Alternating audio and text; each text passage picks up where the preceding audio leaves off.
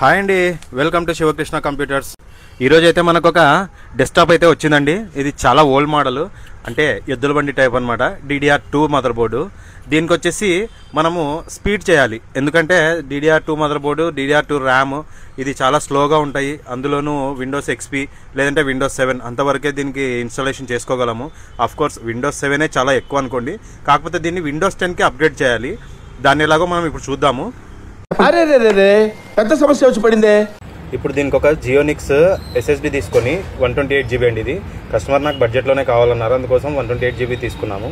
ఇలాగా screw fit చేసేసుకొని డైరెక్ట్గా CPUలోనే ప్లేస్ చేసేసా అనమాట. ఇలాగా స్క్రూస్ వేసేసుకోవాలి, ఎందుకంటే అలాగే వదిలేస్తే మళ్ళీ పడిపోయే ఛాన్సెస్ ఉంటుంది.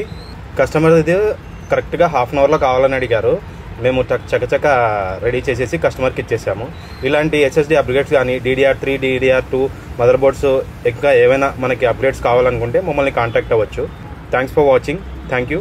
Please like, share and subscribe.